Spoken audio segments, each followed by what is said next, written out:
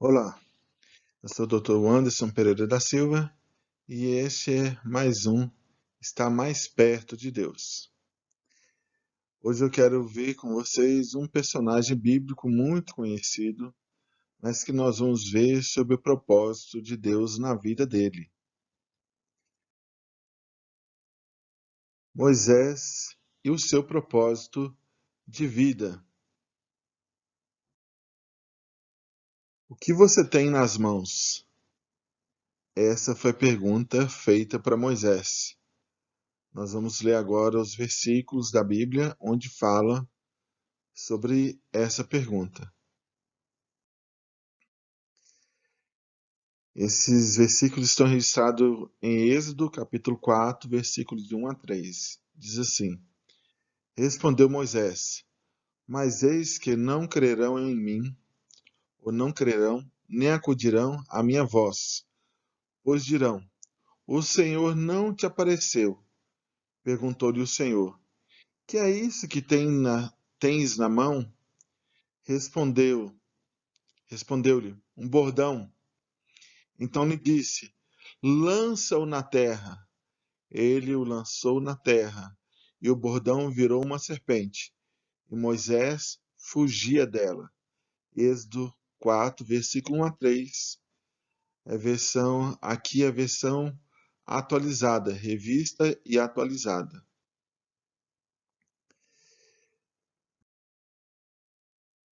Nós estamos vendo aqui sobre Moisés, do momento que ele teve um encontro com Deus, do momento que ele estava ali cuidando das ovelhas de Jetro, o seu sogro.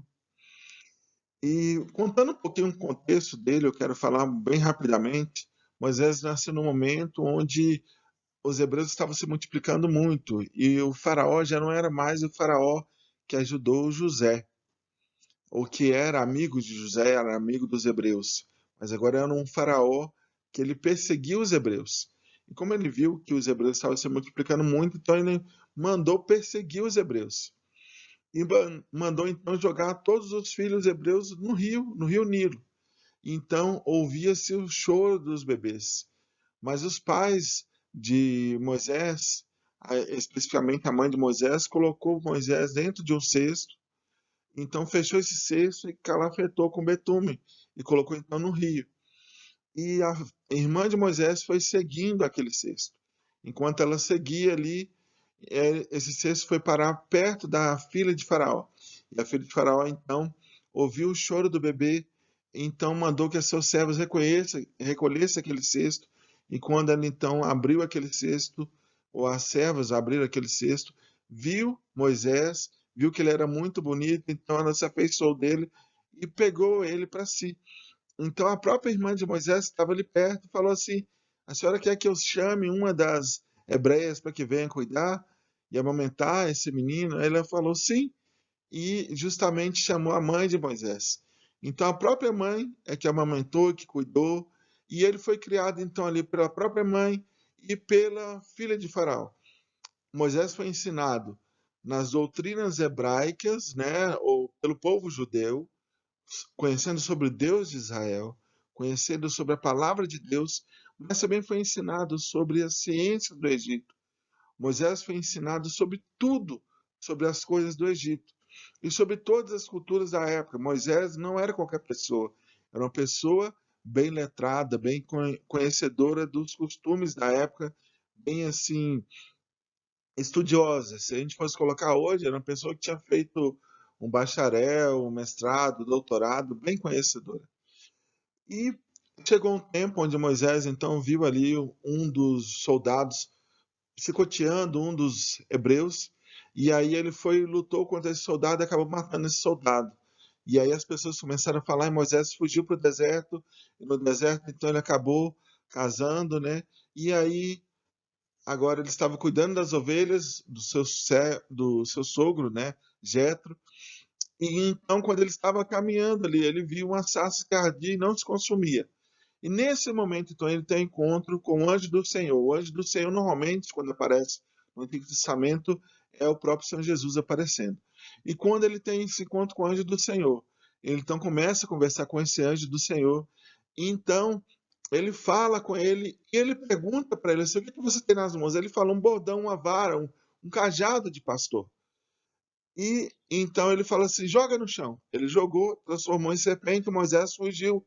Então o anjo do Senhor falou com ele assim: pega então na cauda. Quando ele pegou, transformou novamente no bordão.